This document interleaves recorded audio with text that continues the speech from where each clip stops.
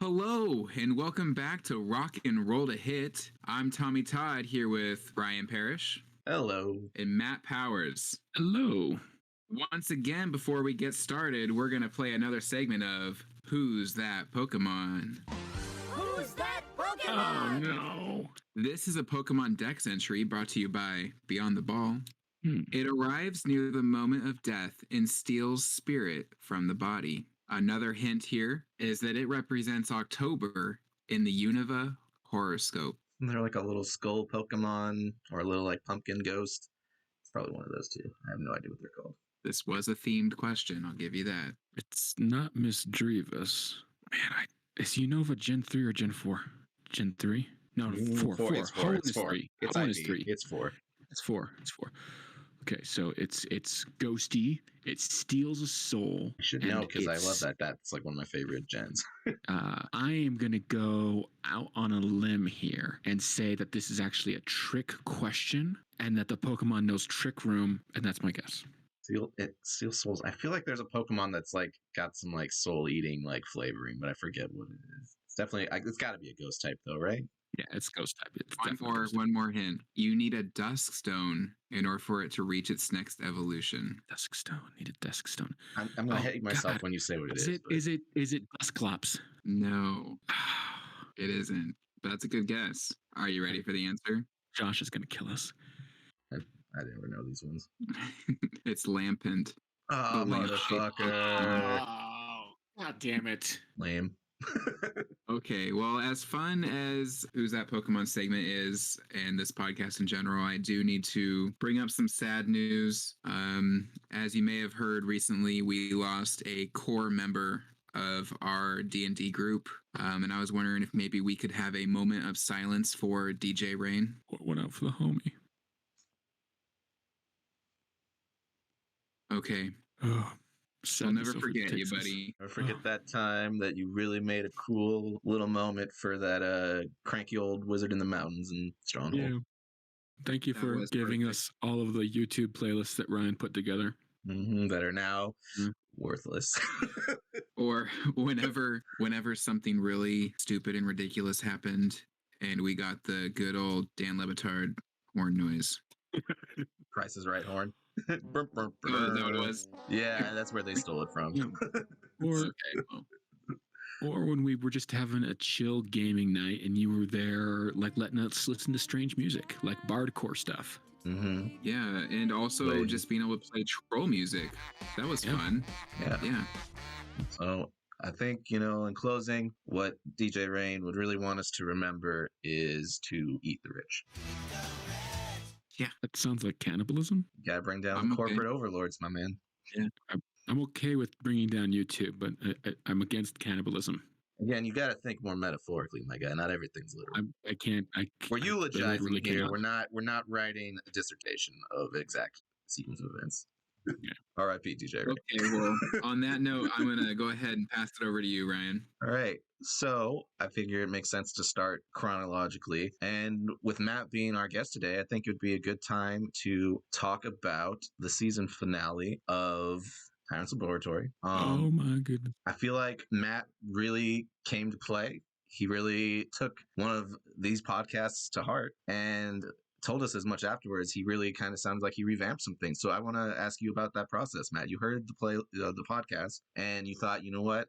Let's go back to the drawing board. Let's add some things. So tell us what that process was like. So I listened to the podcast. And I think I talked about this last time. And I was like, oh, there are all these ideas. And so what I did is I went through and I listened to the different ideas. I asked questions in Facebook Messenger. And then I put together a rough sort of outline of how the second half needed to go in a Word document that I then referenced throughout the session.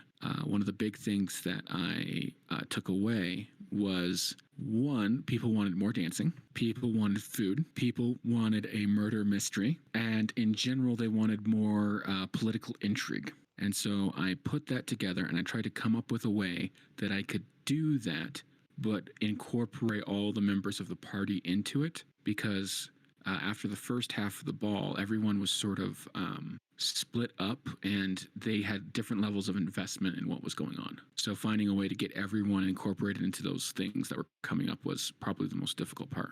And I think I did okay, but there were still a few times when I felt like I was leaving a couple of the players out. Well, from my perspective, it was pretty awesome. Yeah, I'd say let's give Matt Powers a round of applause because I think that was a wonder. Like hearing the podcast and then you like kind of what Matt or Ryan just said is like, you kind of took it and then you added on to it. And I really think you took that in stride and did some wonderful things with that. I mean, we had all the classic stuff. I particularly really enjoyed the Cinderella moment that Mavis had and how you kind of naturally did that because Kristen did have to leave partway through that session, and then that you just handled that with such grace that it made sense. It all like everybody. I remember everybody around the table was just like, "Yeah, that's such a Mavis thing to do. This is perfect." Yeah.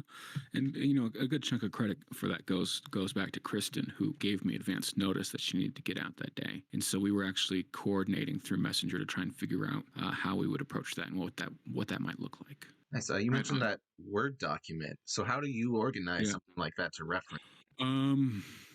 So basically what it looks like is just I use a lot of tabs and enters to go up with some things. So ball outlines second half. First note, tense dinner. Second note, giant politics question mark. Third note, dwarf duergar fight revealing something called Laduger's cleaver. And the despot of Zunderdrukar was the last known duergar to wield it. Then dance, rotating around so that Jade and Red meet Umala Elizabeth. Help Mavis get out of dinner by 3:30 p.m. PST. Okay. Shinzira Mizram dies at midnight in dramatic fashion, leading to murder mystery. Then a DM's note here for myself. Lead Umala back to ship under pretense. Slow burn reveal. Oh, man. Check mark. That's what I have notes right here on my side. It says cliffhanger ... reveal of fucking vampire. Bum bum bum. How long has that been sitting in your back pocket? What, that she's a vampire? A while. A long while. And Umala had been my target since I came up with that. I ask why. Pure villainy. It's pure villainy. On the part of Matt.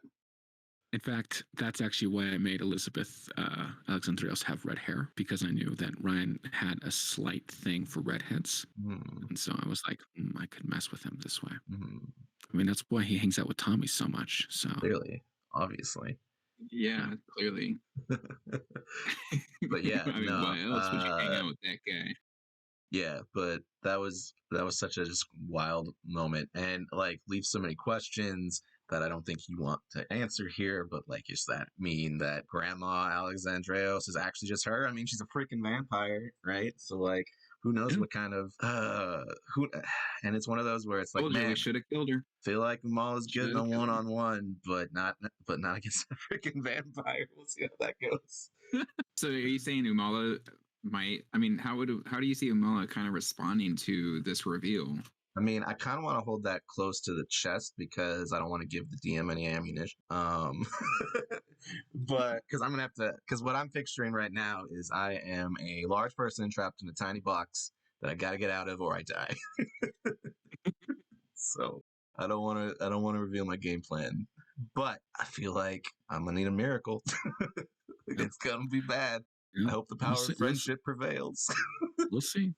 I mean, I did have you make that wisdom saving throw right before we went to that cliffhanger. Yeah, we don't really remember. Did that have an effect, or is that still withheld? You don't know yet. Exactly. So, yeah. I remember specifically what you rolled. You rolled an 18. Come on, big guy. Well, we'll find out. We'll find out in 2022. Yeah, hopefully. Another character beat that we got last session that I thought was pretty interesting involved you, Tommy Todd. And that was where we got to see Gil and Brock kind of have a bit of a reckoning after they've had a couple sore points over the last couple sessions. And I kind of wanted to get your perspective on how you thought that played out, especially with it being not necessarily the persona that actually wronged Gil, but was Brock. And like, you guys seem to reach at least a little bit of an understanding there. And then once you've kind of told us your thoughts, Matt, if you wouldn't mind sharing what that's been like as a DM to kind of I experience. feel like I'm like a politician or like a sports athlete going up to the podium to like share like everything's fine, everything's totally great. We're a team and we're gonna get through this adversity while like a bunch of like cameras are like flashing on me and stuff. I think it's gonna be okay. I think Brock's slowly able to regain that trust and will over time. I feel very confident that Brock will be able to do that. And it's completely understandable from a player's perspective that Gil feels the way that he does towards Brock slash Rose Quartz. It'd be interesting if we ever split the party and then Rose Quartz kind of gets pulled out and is with Gil. That's an interesting idea. With that, my bad. Sorry, Gil.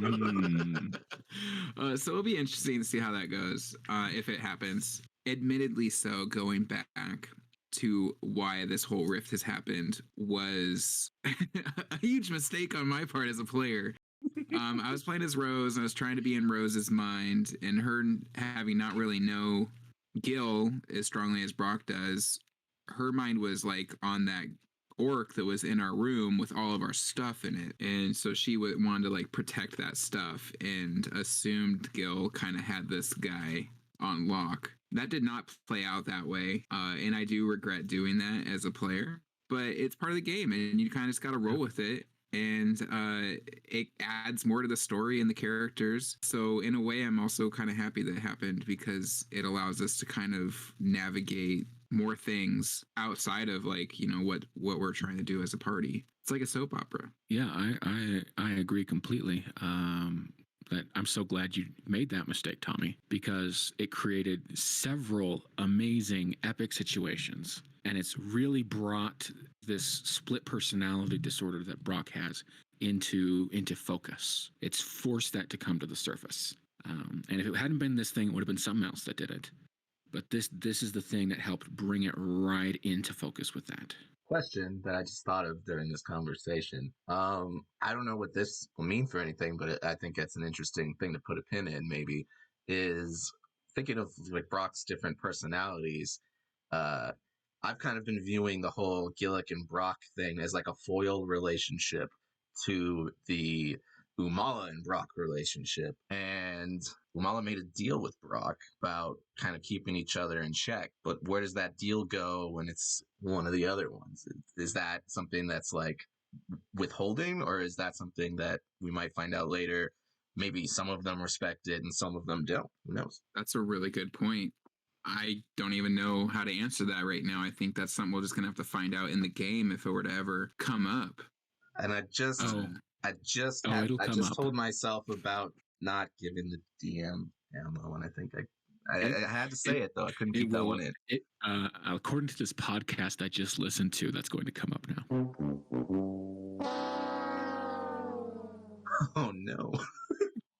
Oh no, and I think I know exactly where you're going to put it, you evil bastard. Well, there'll probably have to be some sussing, but still. Regardless, moving on. The last thing I wanted to ask about with the Tyrants kind of finale, had planned to ask with Corey here, scheduling conflicts, we'll get him next time, but was kind of, we got to see a lot more of Grimder, and a lot more of Grimder kind of uncovering kind of lore about the world, lore about, you know, dwarves and giants and all of that kind of stuff. In fact, I think Grimder was like one of the main stirrers of getting the political intrigue kind of revealed in that session. So, yeah, I guess the question to you is kind of like, without him here to speak for himself, what was it about Grimder that kind of you felt like were good for their situations, or did he just kind of stumble into things that you had planted and we just got to see Grimder kind of be a detective? So that, I don't remember if this was the first podcast or a question that I posed to the Tyrants group a while back about if anyone felt like their character wasn't getting enough limelight, or if there was someone's story that we were forgetting about, because there's so many moving parts to the Tyrants laboratory that there's no way I can keep track of it. So oftentimes I rely on I rely on the collective memory of the group frequently, especially because many of you are much better note takers than I am. I just gave an example of my notes, Ryan Parrish. Don't you shake your head at me. When I take notes, I like they're those good. notes. They're actually It's pretty getting similar the to notes on the mine. paper. So Yeah. made me feel good. Yeah. So with that, and the results from that question was almost unanimous. Everyone said we haven't seen enough of Grimder's story. I think the only person who didn't say that was Corey. Probably that checks out. And then he got all embarrassed that everyone else was pointing at him. Like, And we so want I've more known that I've known that I want to bring more of his story arc back into focus since you guys got to Ulasu and you're in this new arc. And I figure the best way to, and part of that started to happen on its own. Like you guys took that on yourselves and you festival thing that you're going to be doing. I just put some dwarves around there that were related to his religion, and then was going to drop some clues here and there, like I did at the ball. The fact that those were clues should say something. Wink, wink, nudge, nudge. Yeah, I mean, when I think about Grimder too, in our party dynamics, the thing I think why so many of us kind of probably all came to that conclusion is that while Gil is kind of like our charismatic, let's go get things done leader, I think in a lot of ways, which is probably appropriate of, the character that he's playing, Grimder is kind of our spiritual leader. So like he's the one that kind of like grounds us and like brings us back to things, and like he's always the one that's there to help you whenever you're in your worst situation that you probably brought upon yourself. So I think that's why so many of us have a really soft spot for that character. Last Supper, sweetheart, Grimder. Oh. Mm-hmm. Oh, what's this? Oh, we have some breaking news. We interrupt our program to bring you this important message. This just in. Fishbone killer? Homicidal, like implications? No, right? No. Maybe? Why would a small murderous goblin child kill anybody? Right? We're raising him good, I thought. You're raising him to be your personal spy is what you're raising him to Yeah, be. so he shouldn't have gotten caught. This might be my internal Brock biasness, but I'm pretty sure it's Lady Alexandreos when she and Umala went to the kitchen to mess things around. She totally went in there knowing that she was just going to kill somebody for fun. Could be. Didn't she give him food while we were in there? I don't remember for sure. I feel like No, Fishbone had already gone off it by that point. That's okay. So that's the thing. That's the thing that keeps tricking me. Then is like, how did he get it on his person? He had the hints of it, right? So how? Yes, there was a the vial of whatever it was stuck between his cheeks. That's right. Because he was naked. Why was he naked? Yeah, why was he naked? That's the other thing. Like, when in all of this? Well, he was naked because he was invisible, right? He was naked because he was invisible. But what happened to him? Yeah. Because we find him like in the bathroom and he was like doing some weird. I don't remember. It was bad. No, he bumped into somebody, right? He bumped into Mavis while she's on her way out, and he's over by the bar, and he slowly becomes visible after talking to like a couple. Like he delivers a message from Umala, and then he becomes visible, and he's just helicoptering. He's just twirling it about like an elephant with a trunk. His size might be tiny, but body proportion wise, actually about average. The more you know. Yeah, a lot going on there. And then luckily we had Inspector Grimder kind of figure all that out.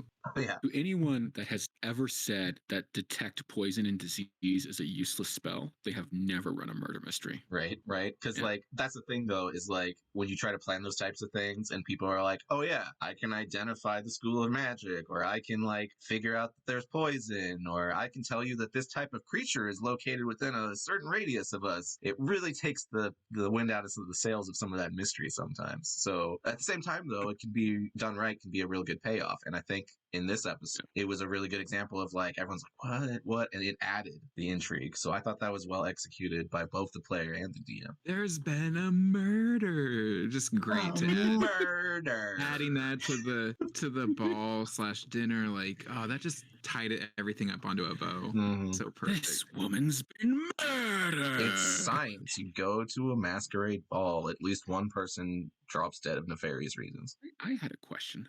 For Ryan. Oh, okay. When that slow burn reveal started going down, what was going through your head?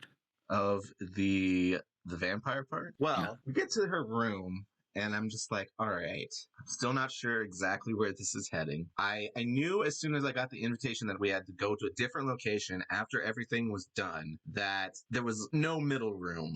This was either going to be something super epic that was going to be like a major boon for us, though potentially shady, or it was going to be a brutal double cross.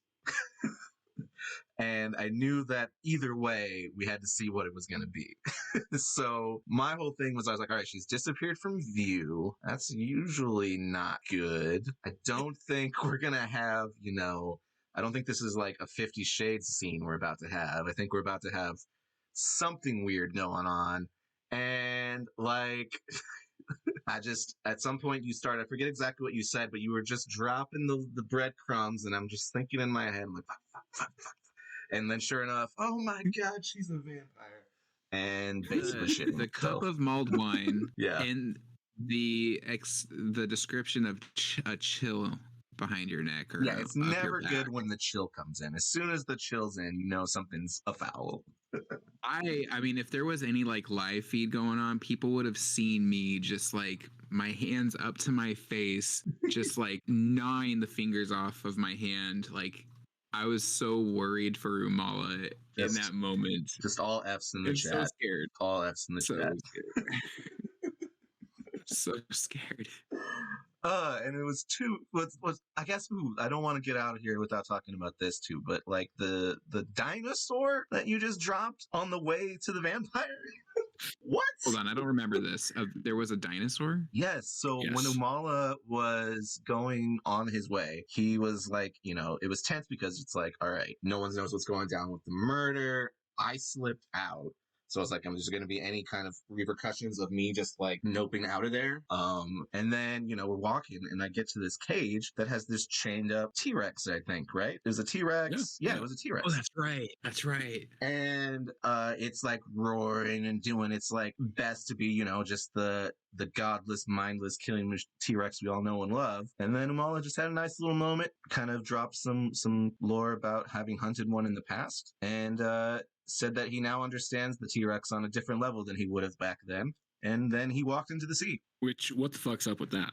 I've got a question about You that. know what's up with that. I know. what's DM, up you with might be able that. to answer this. Okay. Did somebody, when you requested movie scenes, did somebody say Jurassic Park 2? No. Okay. I was going to say, are we about to have a Would you like to know? loose on the I lawsuit? think it was. Yeah. No. The T-Rex scene was actually partially inspired by backstory from Umala, and also partially inspired because I got two T-Rex puppets to mess with my kiddos like the day before, And you gotta use and I was like, oh, this is kind of cool. Oh, I could use this in D&D. This would be great. Yeah. Inspired. I found one of those in Logan's room the other day. Oh my We were God, they're cleaning so his cool. desk out. Like I've had like 12 and 13-year-olds who are definitely too cool for puppets respond to these things. They're so awesome. Yeah, Umala puppets in the kick past ass. hunted for his coming of age trial, hunted a T-Rex, and it got him second place that year. Nice. What got first place? His future wife finding some herbs that were able to cure a disease that had been spreading through the various tribes. Okay. That's badass. It's like that bug catching contest in the Gen 2 Pokemon, Yeah. but with your life on the line. Word. I enjoyed that contest, but man, if you could only play it on certain days of the week, and that really upset me. It never matched my schedule. Nintendo. What always upset me was that you would go in and you'd be like, I want to win, but I also want a pincher or a scyther. Right. And like you could get a pincher and you'd be like, oh man, I got a pincher, but this pincher's low enough level that it's not going to win. I could keep going. I could double down. Then you lose it all. You gotta Then you level them lose up. it all. Yep. I got That was a son of another a bitch. question that came up. The card reading scene with the giant. That was intense setup that you had there, Mr. DM. I'm just curious, like, what the thought process was when you designed that encounter. Also, for those of us who might be foggy on certain parts, as is with our campaigns, I think pretty expected, you outline what the gist of the card reading was. Yeah, so the deal that Captain Red Firebrand took to bring Jade along was that Jade, who is a renowned Taroka card reader, would have to provide a reading of his choice to an unknown customer. And they get to the ball, and there's these two giant nobles that have shown up. And there's always this mystery around them. There's intrigue. There's these hints that some of the players already know because these two nobles featured in a one-shot that was run some time ago. One of them was a cloud giant, right? Yeah, they were both cloud giants. Yeah, and they are Lady Cordelia Stratosheim and Lord Elric Jagannath. That's actually the wrong accent. It's supposed to be a French accent for them, which is something I forgot to do during the game. So hey, best laid plan. Yeah, and we don't know what's going to happen. We don't know who it's going to be. And it's been heavily implied throughout this whole situation that the person that Jade is going to give the reading to is going to happen at a later date. And then, surprise, it happens during the ball. And you're taken out to the garden, and there is Lord Elric Jagannath on this giant table. And you have to give a Taroka card reading to him that is going to push him towards accepting a different ally, but like forgetting like the ones that he has, and then to not trust them. Yeah, that was the thing, right? It was like you've got to like get someone new, but at the same time, you can't really trust anybody that you have around. Mm-hmm. So like, don't be paranoid, but get more paranoid. Yeah. And so we go to that scene, and Tommy completely turns the tables on me. He does something that I'm not expecting him to do. He double crosses right there in front of everyone for everyone to see, except it's hidden because he's using telepathy. Mm-hmm. And I'm interested into what Tommy's thoughts were during that time. Well, I was definitely on the edge of my seat because not only was I trying to role play that double cross, but I was trying to come up with random ass Taroka card reading. This one has a rainbow. The rainbow means whatever. I was just really worried, and then I just went out on a limb there because I didn't know what to expect. I was completely in the dark and surprised when put in that situation. So I think naturally I went to telepathy, and was just like, and also just fuck Red Firebrand. So like, I saw my opportunity, I aimed, and I took a shot. And then I think that kind of just also foreshadows him leaving Jade in the dark with patting her on the butt and then just leaving. Like, I hope he gets what's coming to him. But yeah, going back to that, I was just like, I saw, the powerful hierarchy of like the cloud giants, and I figured if I'm going to make a contact, this is one to make and see if, they can help me out later on.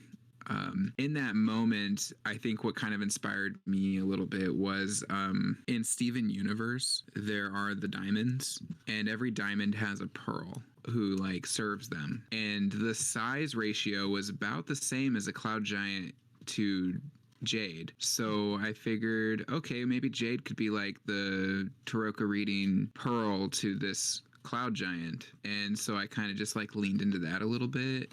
And yeah, I kind of did my best, and that's why I was kind of a little submissive in like, I'm being used as a pawn. We're all, so are you if you don't change type of comments that I was making. So yeah, it was scary trying to do that. I was trying not to get caught, and then also not upset the cloud giant because they clearly didn't have the patience for me. So that was something that I was also really concerned about while navigating that situation. Yeah, and you were right to be concerned. And in their caste system, non-giants are at the bottom of the totem pole. Yeah. So you say you took a shot, a hell of a shot, I would add, and I think it worked out pretty well. Whew, good to know. Yeah. To answer, well, you didn't get squished, so that's a win. Right? Yeah. That's a win. Yeah, you don't get squished. You don't get squished, and you didn't get caught yet. I'm gonna do some sketchy shit. Doodah. Hope I get away with it. Doodah.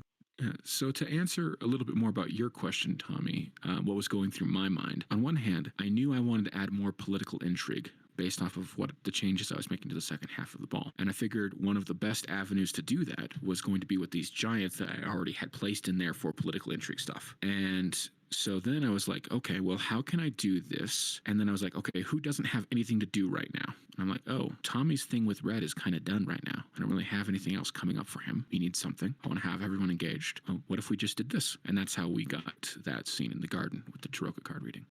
Shall we take some notes from our audience now? I say so. Okay. I think this one transitions well. At Fanged Noble wants to know, since Matt revealed that he originally didn't have more material for the second half of the ball, how do you feel about how it went down? Was there anything he missed you wished he'd put in there? I think that's, more for Matt to answer. Is there anything that he is kicking himself over now? Because for us, I think the general reviews have been, yeah, no, we got about everything we wanted. So Yeah, another round of applause. No, I can't think of anything. But then again, I didn't think of anything for the second half of the ball to begin with. So if there's critiques or anything like that, I would be very open to hearing it so I can learn more. I can't talk for everybody else, but for me, that was great. That was wonderful. Even Fishbone being utilized, just great stuff. And then we had I guess if I had one critique, it would be that everybody just forced me to go in the bathroom when I wasn't trying to go to the bathroom. That was hilarious. All of us use an excuse to use the bathroom. I was like, I made a poop joke. This is going to count. It's fine. Nope. They're making me actually physically walk over here. Cool. Do you think that says something about us socially for just using that as an excuse to get away?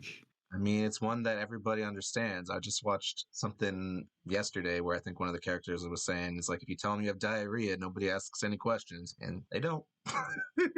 I gotta go to the bathroom. It's understood. It's a universal human experience because everyone has to poop. Mm-hmm. And everybody knows that poop has a very special place. And when you take it outside of that special place, things are not okay. Yeah. Yeah. Now we disagree about what that special place is, but I think across the board, and also, it can have a mind of its own. It comes when it wishes. Mm-hmm. Mm-hmm. Yeah. Unless you ultimately you got everything about your body honed down to a science. Yeah, for most people, it's you get a gist of it, but it can still surprise you. Yeah. Some people call me Maurice. Thank you so much for taking my last question. What is it y'all look for when trying to determine what questions to take? I honestly like the ones where it's there is no yes, no, there's only clearly one answer questions. I like ones where we go, all right. For me, I'm always down to talk about story analysis, character analysis. I really like the art of storytelling. So if it's a storytelling question, that's going to get me excited. At least I'm just speaking for myself here. For me, I'll just take any because that means people are listening to our podcast and want to be engaged. And I'm not good at coming up with questions, so please send me some. Was that Matt? You got something? Yeah. If you slip us a 20, then we can get your question on the air. Yeah, Venmo. Yeah, we all have each other on there, so Yeah. Good old-fashioned bribery. We got another one from Fanged Noble. They must think pretty highly of themselves. All right, settle down, Fangle. I don't like the sounds of that, especially since this is on the Tyrants. Yeah. Yeah. How do we trust anything they're tweeting? Second question. How do y'all feel Bold about of them to just assume cliffhangers? they would get the second one. Bold of them. All right, continue. Basically, they're asking about how we feel about cliffhangers. Big fan. Also hate them a lot because that's the nature of cliffhangers. You both love the juice of them and hate that you have to wait to get the answer. I love cliffhangers. I think they're great. I think they're hard to pull off. Sometimes a cliffhanger gets dropped right into your lap and you have 30 minutes left of playing material, but then you just, because it's just so perfect, you stop the game right there. Orc falling I've had that happen pond. to me before. Orc falling into the pond. What? Perfect example. Yeah, Me. Orc falling. Yeah. I was I wasn't planning to end that there necessarily, but I was oh shit, that'd be really dramatic to just cut that there. Let's do it. And it was already late, So those are the great ones. It's the planned ones that you want and getting them to actually pop off. How much were you sweating that we were going to get to that? Oh, I was sweating it. I was and I think I told you all beforehand, I have a definite ending in mind for this month. I don't know if we'll get to it or not, but hopefully we can push through and get to this port. Got you. and basically, I think we got there pretty seamlessly. I don't feel like I railroaded anybody. No, you just got to leave me the breadcrumbs, my man. I'm with you. I'm signed up. I'm ready to go. That was perfect. And I think maybe that comes with experience, or maybe just a good sense of drama, is how to get someone to that point without railroading them. But again, I will say I think that's also kind of a credit to player DM communication, because I think while I didn't know what you had in mind, we've done enough conversations to know that we're both pretty on the same wavelength on what we anticipate about our character and this character and this choice that they make, my character, and so.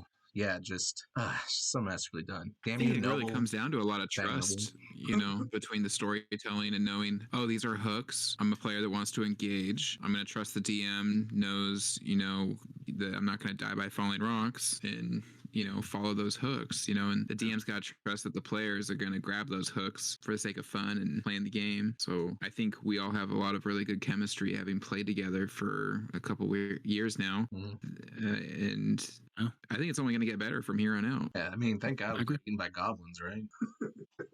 So for our viewers who don't know, before the current Tyrants campaign, there was I think we talked about this in another podcast, there was a TPK of the first party. Goblins. Tommy to this day misses his first character in Tyrants, and he feels sorrow, especially when he sees little hints and bits of stuff I had prepared for that character littered throughout the Tyrants lab, which sometimes I put in there just to torture him because I'm evil. So fucked up, dude. Yeah. But I still feel like, in the end, as much as that was painful for a lot of us, I'm seeing where that train was going and then seeing where this one is currently.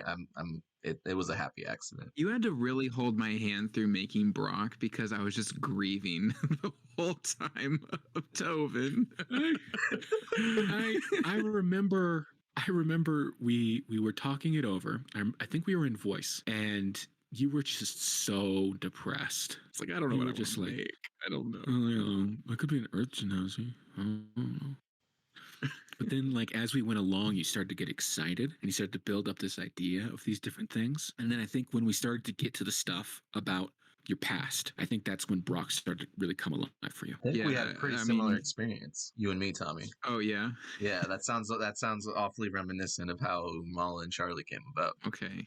Yeah, I mean, again, props to Matt for kind of helping us through that character creation. I remember, Matt, you kind of gave us some advice in the past, or at least me, after Logan's second character died in my Strongholds campaign, that you were like, just let them get excited about it and help them get excited about it.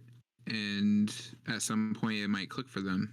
And I think that's the case. I think Logan's really leaned into his new character, and I don't know how much he wants me to share about him, but it's a fun character, and it's add to the lore of Strongholds in a way, and has naturally connected to Corey's high level PC. Boop, boop, boop, boop. Corey, this is an update that you need to finish making that high level NPC past the background. Boop, boop, boop. Okay, back to our podcast. Please do a more serious sound, over, cut away to having but no, really, Corey.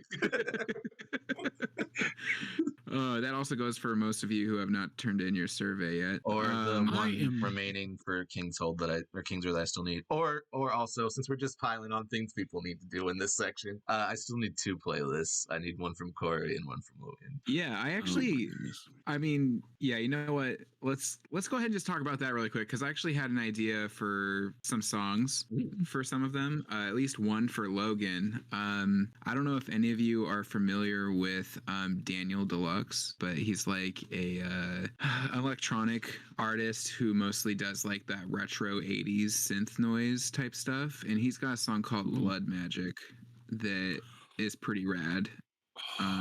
That I think might work pretty well on Logan's playlist, though it's kind of my thing. I mean, not my thing, but I tend to put some interludes and non-speaking singing music, more instrumental stuff. I think, Matt, you do the same thing into the stuff. So this would be an example of one of those types of songs. And I was working on the playlist today, and I just put a couple placeholders in for him, and one of them I put in was Blood by Kendrick Lamar. Nice. So that, I think, takes us nicely into King's Road, doesn't it? Yeah, let's go ahead, and before we get into King's Road, I'd like to go ahead and give a word here, give some space for some of our sponsors. Hooey.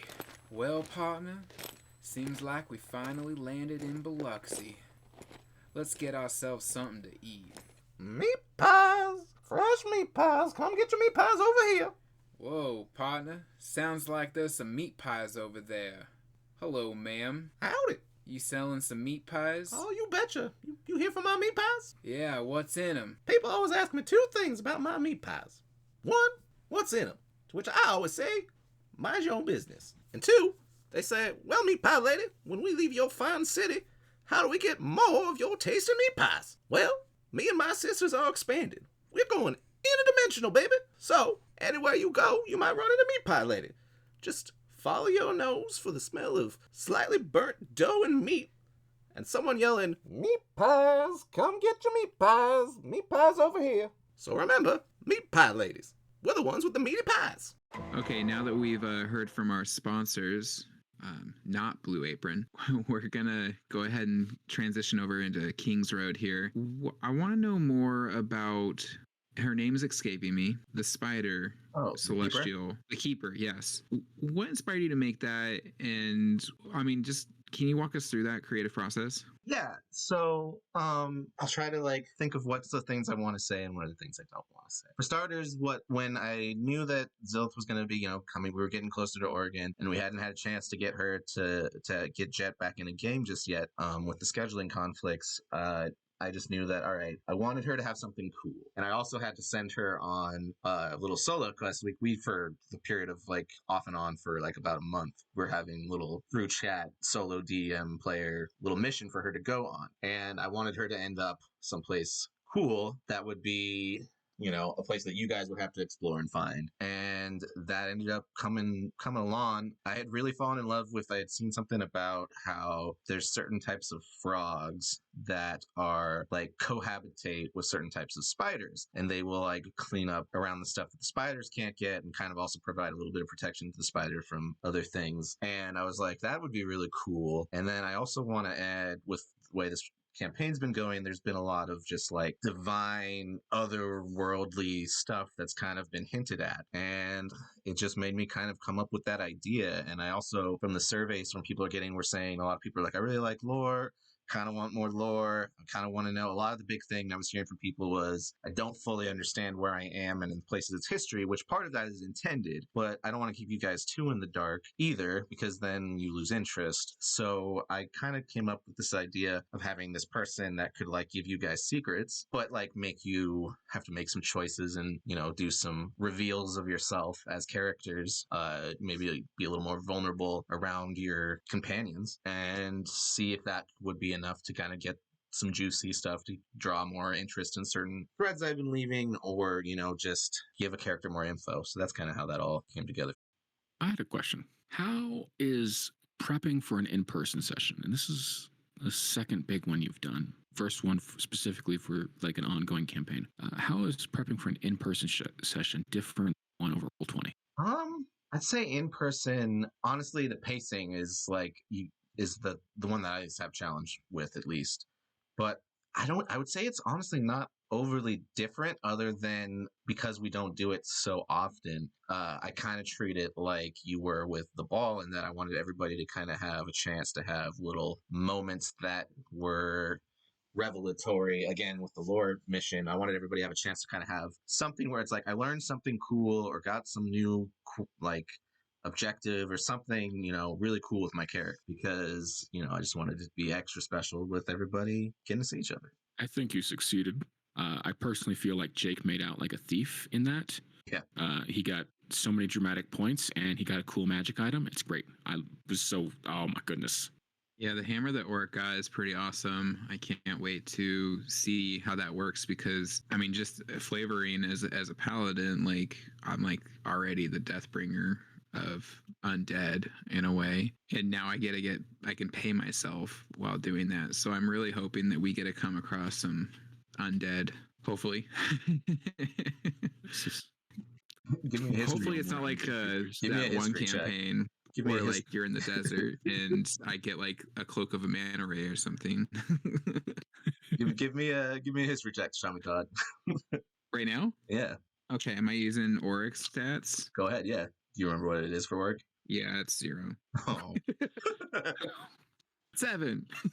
You feel like there's some powerful object you've heard of that may be come into play. Is it on my brother's hand? You rolled a 7, so I won't answer. But Okay. Oh, the resurrection stone. the mortality gem? Yeah. Maybe not. Mm, Also, we ran into that giant pit of death, which recently got added to the Jake of Ear playlist. That was just terrifying, and it had those giant undead creatures that crawled out of it. You could one shot one of those, Tommy, if you're man enough, and get us somewhere. We'll find out. Mm. We'll find You want a kick?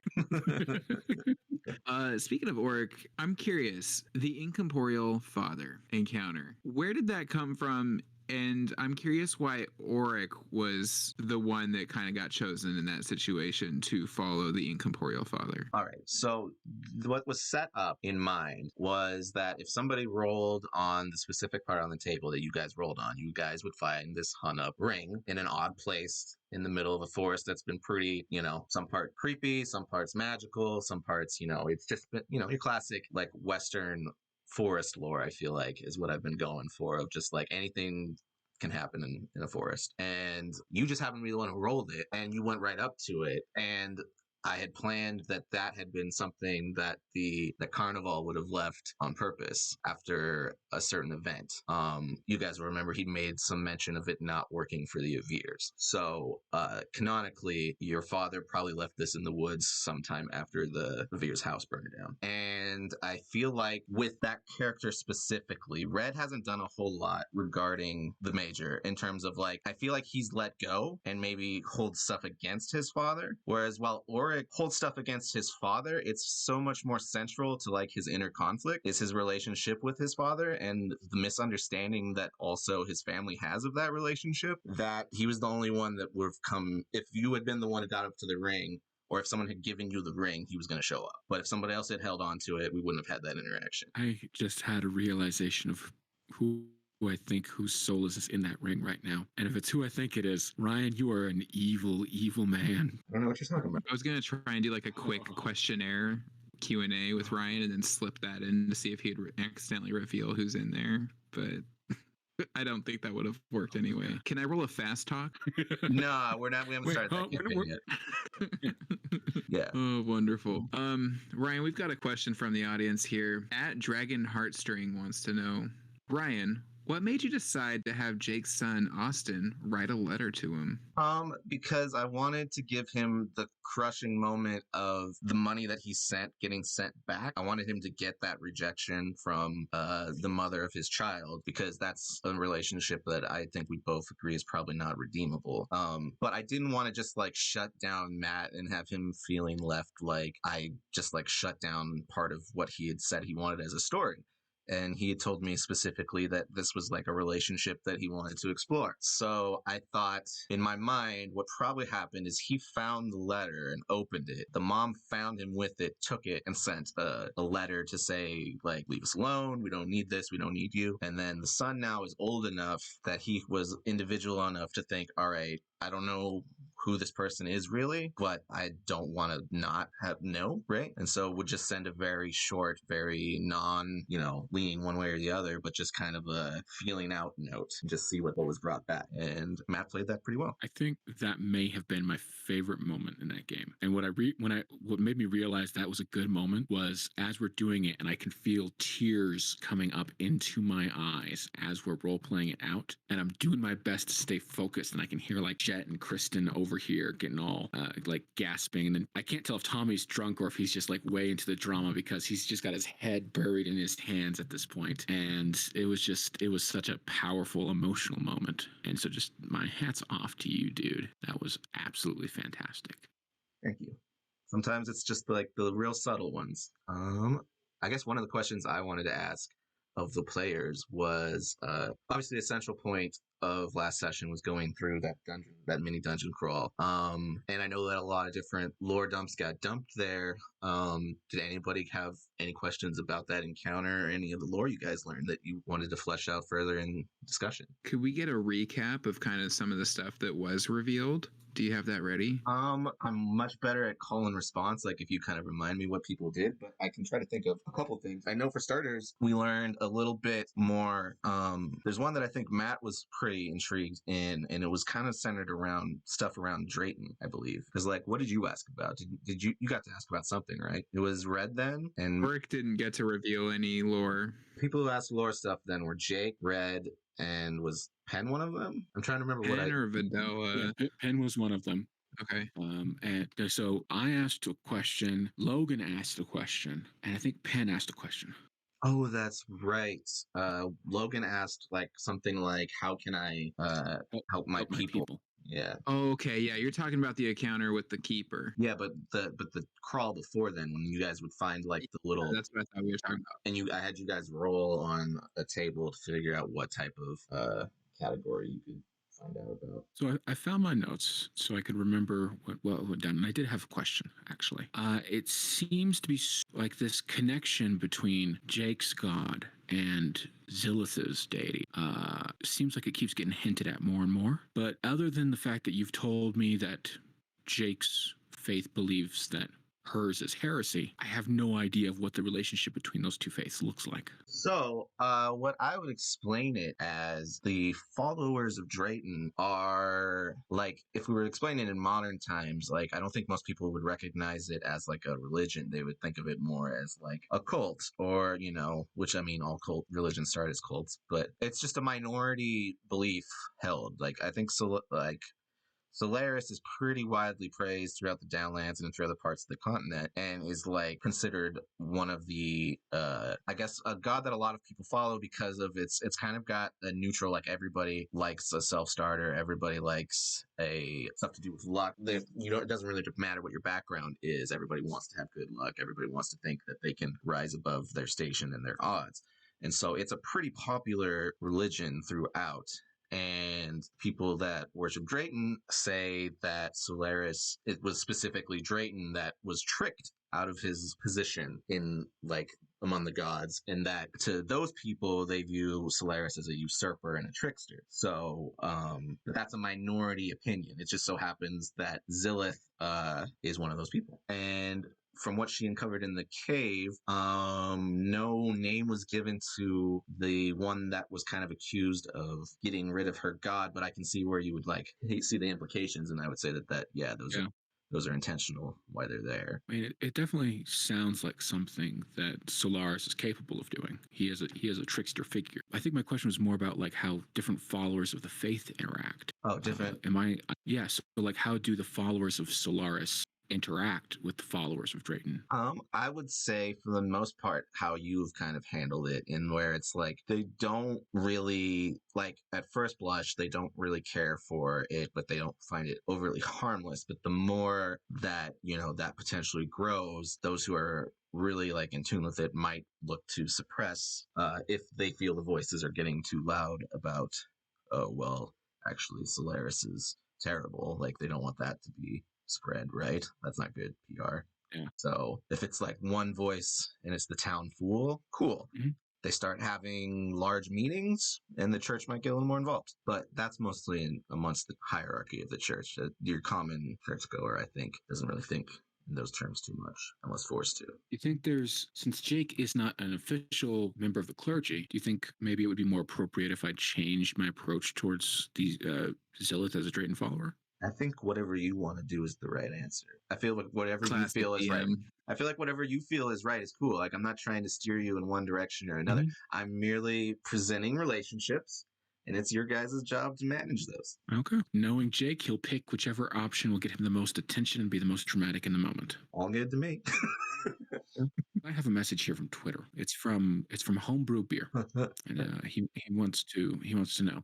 Tommy, it seemed like Auric Duwana had extra powers last session of King's Raid. And you mentioned a boon. Can you tell us more about that and what it entails? Yeah, certainly. So in the classic, do want to dive into the pond. For when he fell into the pond, the magical pond, he ended up coming in contact with somebody he is starting to really look up to. And I think Penn might actually be linked to this person as well, but Rainier. He came in contact with Rainier. After having conversed and gone through that kind of encounter, he unleashed a boon, which allows him the following of like two benefits. One's called Historical Echo, and the other one is Vision of the Past. So he's got like this cool connection with, it's not like time travel, but he's able to seek back in history in the area that he's in to see what events or things kind of happened in that area. So one of them is going to mechanically works by asking a yes, no, or maybe question to the DM, or, one that gets yes, no, maybe as an answer. The other one is like within a 20-foot cube, he's able to meditate and then be brought to that area that he's in, like into the past of like different areas. And I kind of think of a little bit like Harry Potter when he pours, I think it's called the pensive, and then you like look into it and then gets brought into that scene. Or like those classic situations like in movies or shows where they get brought back to the past, but they're in like somebody's mind, so they can like see a different like a third person perspective of what's going on. And that's how Oric was actually able to determine if his father, or like how this ring get hung up in this tree, and found out that it was his father that hung it up. And then that's also how we were able to determine that the keeper was being truthful about Zilith and what Zilith was doing in that area before we arrived there. So very useful mechanically, and also kind of helps Oric understand the past more. He's a fan of those like audiobook type things because reading sometimes takes a little while for him. It's not his strong suit, but he does enjoy it. It's challenging, but he does enjoy it. Reading's good. Everybody should be reading a book right now. So it sounds similar to like the knowledge clerics, like the domain ability that they get, and maybe a little bit of like the augury spell in there with the boon, if I'm understanding you correctly. Kind of, I think. Mostly what I was thinking of was when I came up with it, I was kind of inspired by like I want to say Witcher 3, but like other video games where you can like, or like another one I guess was like that Last Jedi game. I didn't really get very far in that one yet, but like where you see, I think even in Skyrim, where they'll have like a scene where you'll see like literally an echo of the past. You'll see like wispy forms of like people that were actually here, and you'll hear their voices, and it'll sound all like, it's coming through a great period of time and it's echoey or whatever, but you basically reenact what happened there. I don't remember exactly where I pulled from. I did pull from different elements of different things that I had seen throughout, D&D books. But yeah, I thought that would be a cool thing for our detective to have, our suicide. I think it was awesome. Yeah, it's really cool. And with him being like a watch in his prior job and just like what he wants to do moving forward, I think it really matches with this flow. The song that you used to reveal that boon, I'm wondering if I should put that in Oric's playlist. Would you be okay if I did that? Yeah, remind me what I played, because I honestly don't even remember what I played. It was Whoa. Yeah. Hey. Yeah. So, that one. Yeah. Go ahead. Because to me, that was a multi thing, because I pictured that both of being like, I think that's representative of the whole party, because part of me thinks of that as super meta, because what one line is like, no one man should have all that power. And I think at some point, every DM ever has been faced in a situation where they had this really cool plan in their head, and then their party just comes in and just fucks shit up because they're just so good and so smart. And you go, no one should have all that power. So it's like at that meaning for me. But I also feel like it was right as we were revealing that Oric is the change bringer, and it was right as I pictured Penn like surfing through like this time warp that Rainier was bringing him in. Because like in my mind, I don't think Corey pictured it this way, but in my mind, Penn came at that smooth as shit. Like he was riding on like the astral projection like wormhole, like surfing it, and just like scooped you up on his way past, like all like cool and shit. And then that's why he was able to like pop on out, quickly teleport all smooth, and then you tumbled because he just cannonballed out of there. like the kid in that 90s poster who's surfing on a keyboard through the internet. Yeah, kind of, yeah, just Silver Surfer. But yeah. I'm taking a step back really quick. with before we met in person, you had pushed out, or you had sent out to everybody a survey for us to kind of answer, and I thought it was a unique way of doing this survey, and I really enjoyed the way you worded the questions in there that really helps navigate that.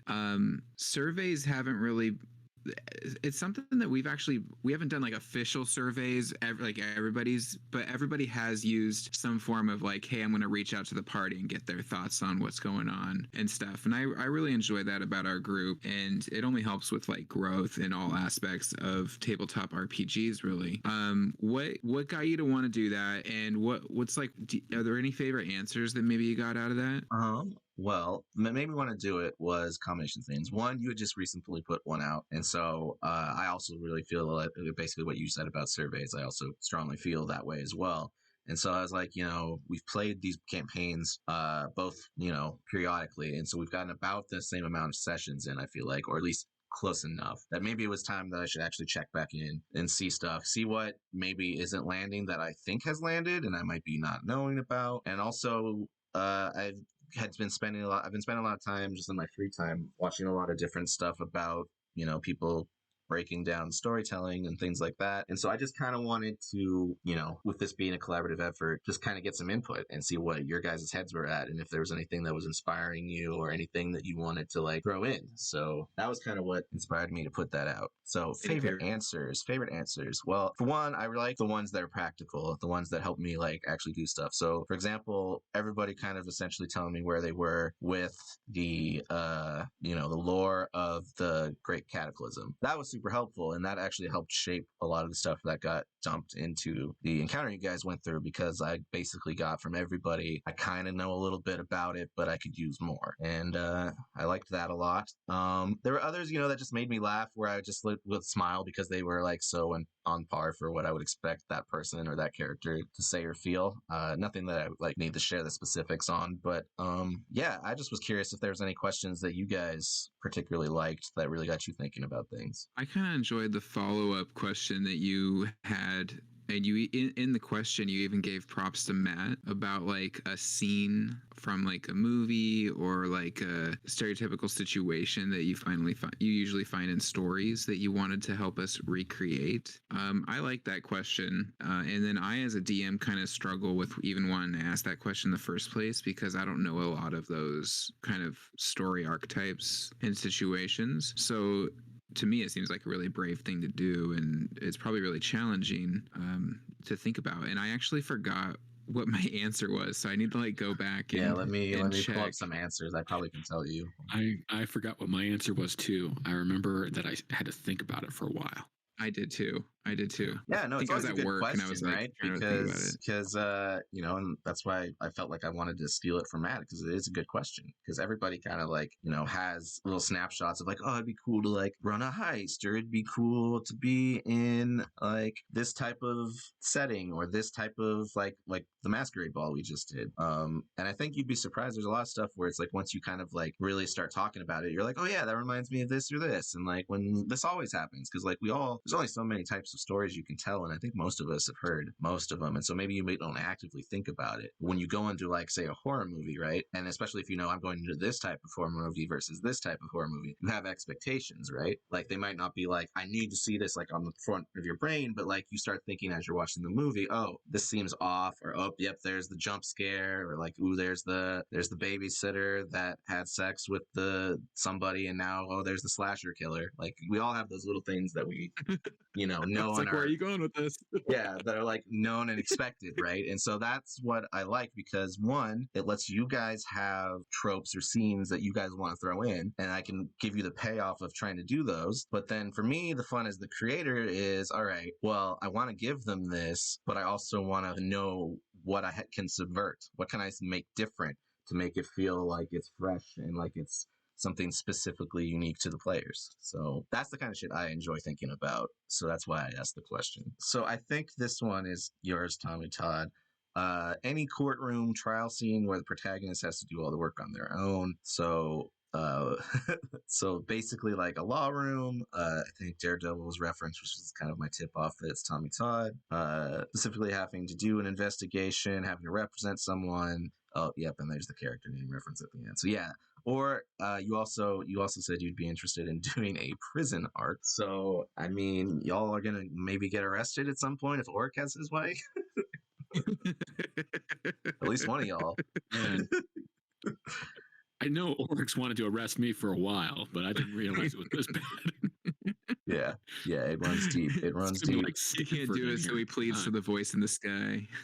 Some other responses, I'm not going to say who said them, but some other responses are. I'd like to know which one mine was. You like to know which one? What? I can't remember what mine was either. Okay, well that was what I was going to read next. So yours was you want an adventure where we have to sneak into some place and disguise ourselves. You have to disguise yourselves to kind of blend in so that you can do the classic posing as the work and then sneaking in and doing whatever it is you guys want to get done or accomplished. Jake's 11. The reference you said, like when Princess Leia is getting rescued in A New Hope, or like Guns of the Navarone. So two classic references. I love both of those. And in general, just saying that he wants to get to utilize disguises and steal disguises from people. I got proficiency, man. Proficiency.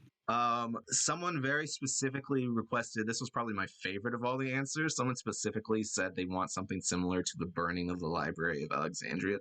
Why would you wish for that? Which is funny. I immediately went into a Wikipedia hole after that, and I was like, oh, it was actually more gradual, but I know what he's talking about. We want a sudden devastating loss of culture and knowledge. So sure. Yeah, I guess some town's gonna get destroyed because this person wants that. So hey, y'all asked for it. So when I do this to y'all, know you asked for it. Someone else wants a murder mystery. Somebody wants something similar to a dog show. That was another great answer. Someone said some of these, I'm like, some of these are yeses and some of these are nos. Another one where it's intriguing, but I don't know. I'll have to think on how to fight in. Someone else I want a Fight Club situation. And I'm like, Jesus, all right. Well, somebody's going to want to get in a brawl. Somebody's going to want to, lots of good answers there. Any other questions you guys wanted or had any curiosities about? I just want to say, in my mind, I'm kind of picturing Jake and Oric trying to enter themselves into the dog show as a weasel and a fox, and then getting disqualified or something. And that's our disguise scene also. So killing two birds with one stone. We got to find a city where it's okay to be animals. Oh, damn. I had a question. The question that about on the survey that gave me the most trouble was the ones about encounters and styles of play, and ranking them in order, combat, exploration, investigation, social problems, all that. Because I felt like I was having to choose which of my children I hated. Right. And I was just wondering, did anyone else struggle? What do you think might be the source of that struggle? When you say struggle, do you mean as a player navigating that, or coming up with? I couldn't choose what style of play, the different types of encounters. It was hard for which one.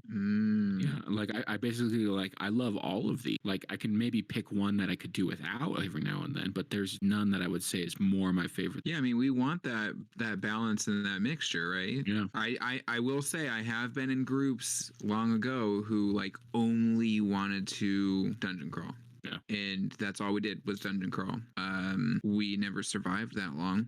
But that's place. Yeah, I don't know. That's really it's just fun seeing what encounters a DM throws at you, especially when you're not really expecting it. I know I as a player kind of enjoy when you're in an encounter and then the DM puts a slight twist on the matter, yes, and then whether that's the room is moving or the map's placed in a really weird way that's disorienting. The monsters are big bads, but also you might be able to talk your way out of it. The frogs kind of made me think of that one, because I'm like, god damn, there's all these giant ass frog guys. They look like they can beat us up, but The escape encounter also in King's Road was was interesting to me, because like we have to avoid these traps, but also these oozes are appearing and we can't fight them, so we have to get out of there. And that, like, the encounter definitely shifted, because I was like, all right, we're fighting, here we go. And I was like, holy shit, we're running away now, and had to figure that out. So it's like, you Could know, fight gotta them, change that. but it would have been hard. It definitely would have been hard. That was, I think, a perfect example of DM and player communication. Ryan specifically referenced a previous situation that we've been in where we didn't retreat because of role play reasons, not understanding that this wasn't a situation that we couldn't.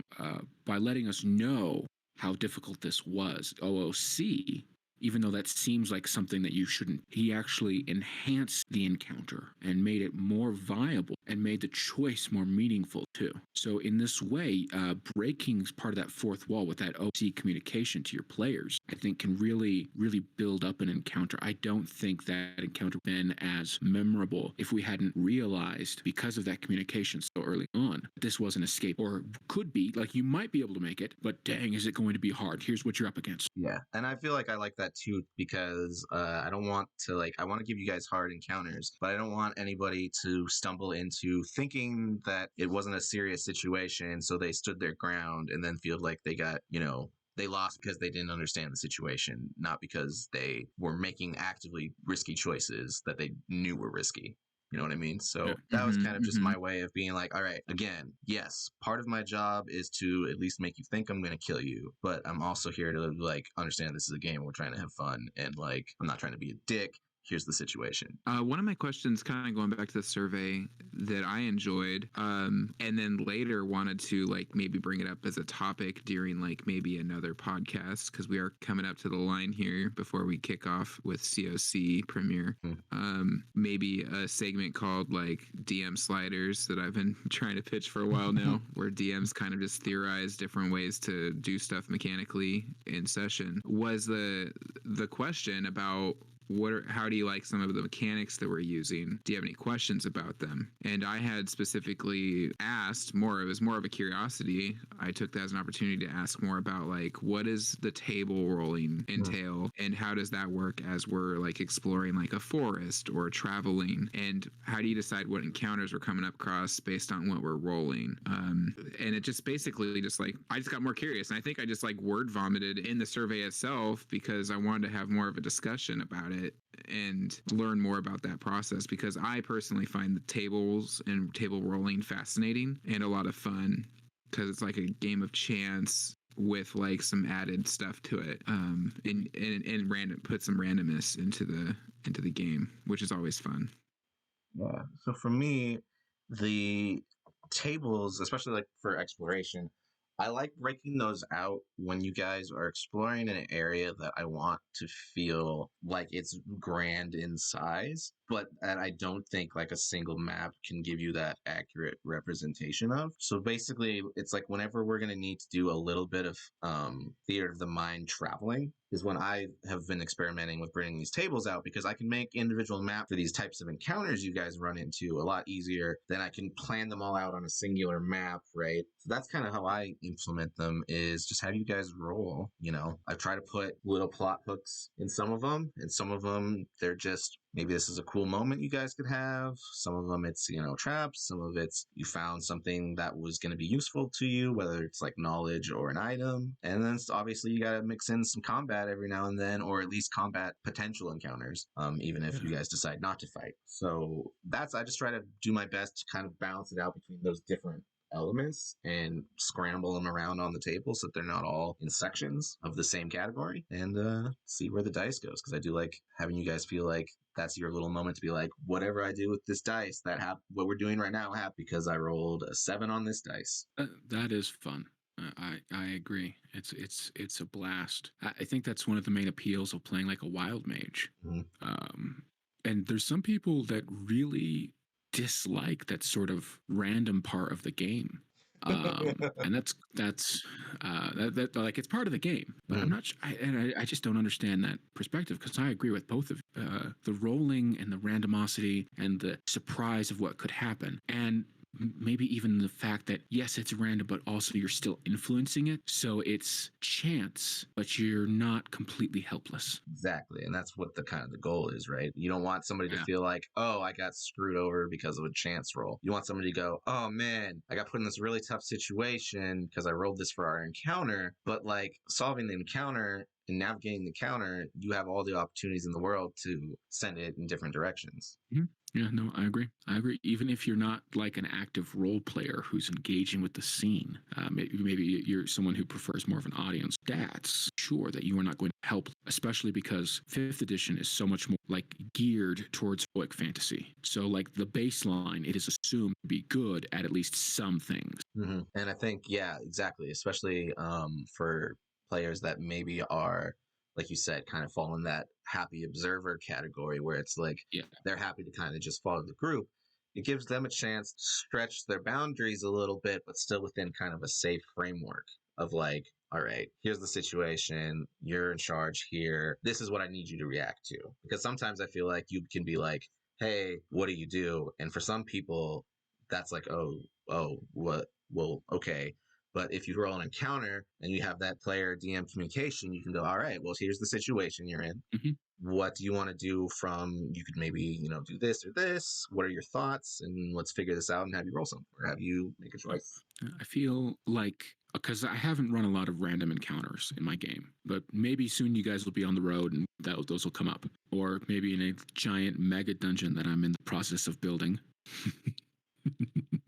But regardless, I feel like the way that I tend to do what you're talking about there, Ryan, is more like with dream sequences with the players. Because I feel like that's the one-on-one, talk me through what you're going through. Mm-hmm. Yeah, I mean, I love those too. Obviously, I've already used a couple.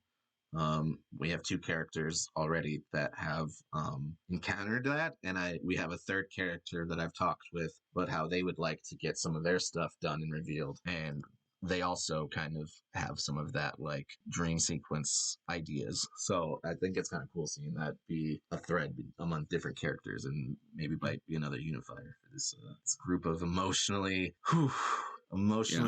partially stunted. I mean, I get why.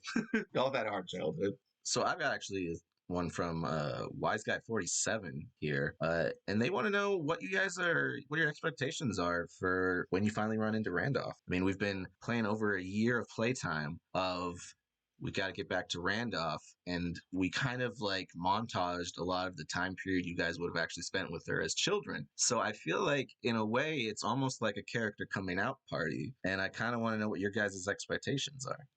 The first thing that I would like to ask is why has it taken them years to reach us? Well, Oric, you see, you're in a loop of your ability and are just experiencing time at a much slower rate. We've talked before that Jake had been expecting that they would meet Randolph, they'd hand off the gauntlet, that would be it. And that over the past several sessions, he's come to realize that this is much bigger than that. But he's still in denial, even though he knows, right? I think Jake is expecting Randolph to punch Red for being such an idiot with the gauntlet. That's my expectation. It would be nice if, like, maybe Randolph could, I don't know, officially state that Oric is the official leader of the group so that maybe Oric could get some respect from his party. That would be most excellent.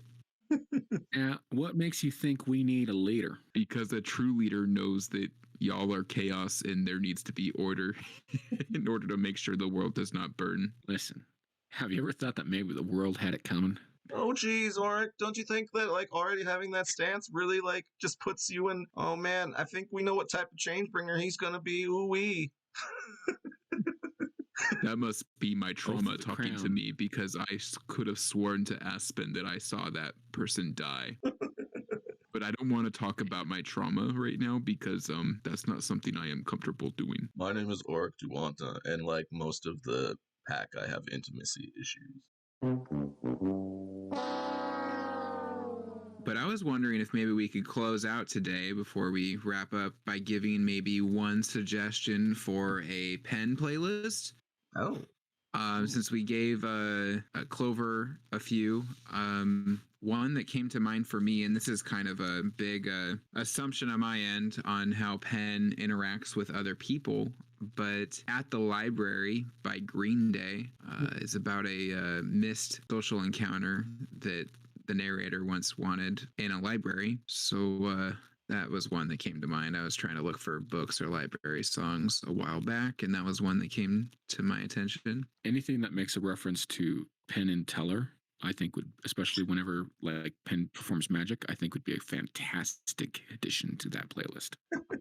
Man, I don't know. I don't want to give anything overly away for him though, but I liked the song that I do have in there from the Power Song, but I also anything with dragons would probably be pretty good.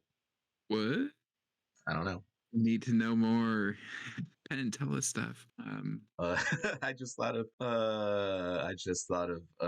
no, it wouldn't be this, but I really thought of just Bohemian Rhapsody right now because he's just a poor boy. He's an orphan. Did he kill a man? No, he didn't kill him, man. Well, I don't know. Have you guys had him kill anybody? He's killed a couple people. Okay, I think that about finishes it. We're about to Might be a two-part. log out here and jump into a Call of Cthulhu campaign with our new group DM, Corey. We'll hope to have him back on the podcast again to tell us what this experience is about to be like. Because we're wicked smart. We're going to solve some mysteries here. We're going to have to go and solve some mysteries. Boston. Okay, this has been another episode of Rock and Roll to Hit. I'm Tommy Todd here with Ryan Parrish. That's going to be Norman Powers for the next month. And Mr. Green. I'm wicked smart and richer than all of you. I went to Brown. Shut up. All right, take care, everybody.